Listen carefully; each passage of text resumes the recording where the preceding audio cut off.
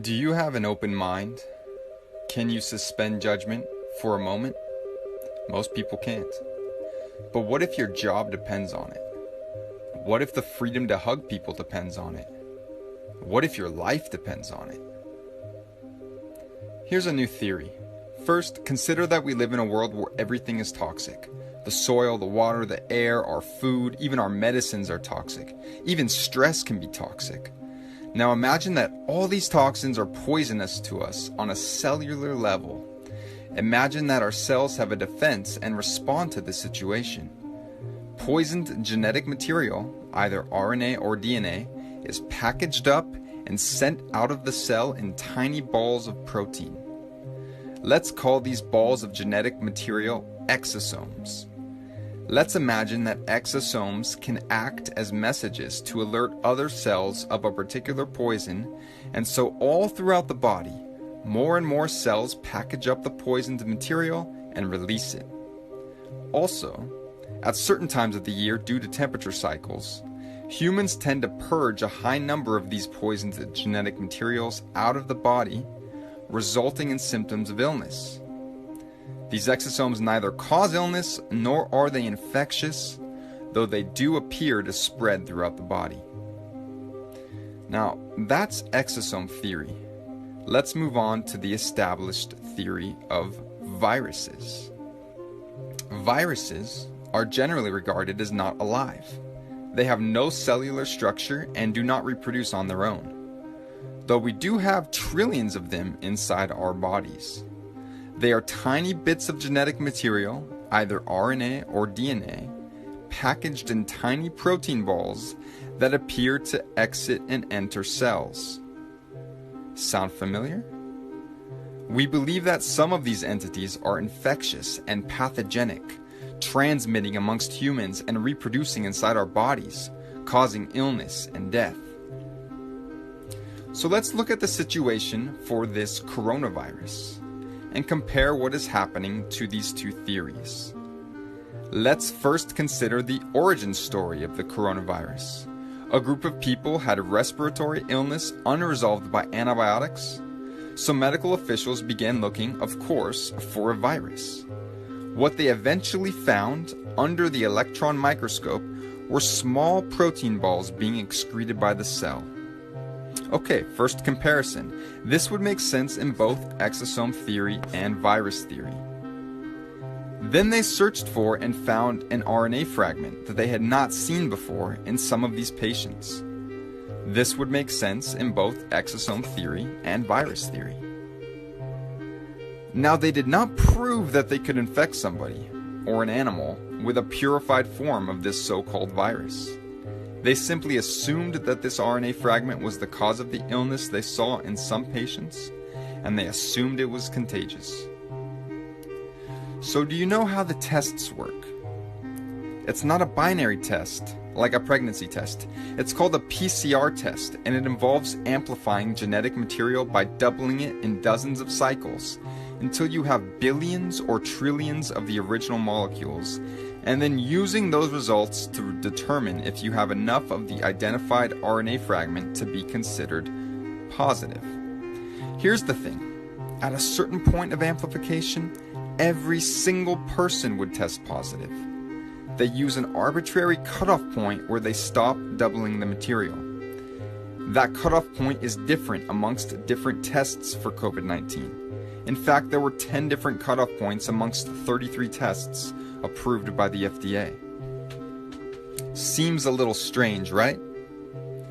You might find it interesting that the Nobel Prize winning inventor of the test did not believe it should be used to diagnose infectious illness. And perhaps you've heard about some of the problems with the test, such as the high rate of false positives. But in any case, let's say that after 37 times of doubling a specific genetic material they found in your body, they determine that you have enough of the RNA they are looking for to be considered positive. This could make sense in both exosome theory and virus theory. But clearly there are clusters of people getting ill. Look at New York City. It must be a virus. However, if you are being poisoned by something in your environment, it's likely people near you are too. And if we commonly purge these poisons during specific times of the year, many people may have symptoms of illness all at once. This fits either theory. Now, here's where things get interesting. Let's go to the Diamond Princess cruise ship situation. Did you know that people who were bunked together for days had conflicting positive and negative tests? How could one person have this highly infectious illness but not transmit it to somebody bunking with them for days? This would make sense in exosome theory, where the balls of RNA are not contagious, but it would not make sense for virus theory, where the balls of RNA are supposed to be highly infectious. Let's take a look at the first case of transmission in Illinois. A woman traveled to Wuhan, came back, and both she and her chronically ill husband ended up testing positive. Medical authorities then tracked over 300 people who had had close contact with them to see who acquired the virus. And guess what? 0 positives. This again would make sense in exosome theory, since exosomes are not contagious. But it would not make sense for virus theory, where this is supposed to be an infectious virus. In fact, do you know that there are many documented cases all around the world of patients testing positive for this RNA fragment with no relevant travel history and no known possible contact with somebody who was infected? These were people in the middle of nowhere, early on in this whole crisis, who suddenly were testing positive. This would make sense, again, in exosome theory, where the RNA is being produced as an immune response within our cells. But it would not make sense for virus theory, where you are supposed to have had contact with somebody with the virus. What about the high levels of people testing positive who don't get sick? In fact, 80% of people testing positive are either asymptomatic or have slight cold symptoms. Why? This would make sense in exosome theory, since the RNA fragments are not the cause of the illness. But it would not make sense for virus theory, where this virus is supposed to cause the illness. Things get even stranger. Did you know that some people go from testing positive to testing negative to testing positive again in a matter of days? And that would make sense for exosome theory, where perhaps the cells are simply releasing more or less of these exosomes depending on certain conditions. But it doesn't make sense in virus theory, where you are supposedly infected until you have rid yourself of the virus. So which of these theories seems more likely to you? What if you heard that there are virologists who believe that viruses are actually exosomes? What if I told you that doctors and other scientific experts also believe this?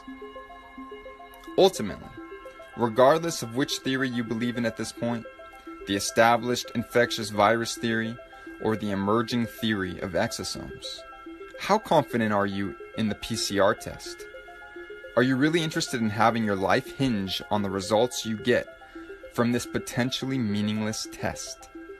Do you want your loved ones tested? Do you want to be tested? Or shall we perhaps refuse the test?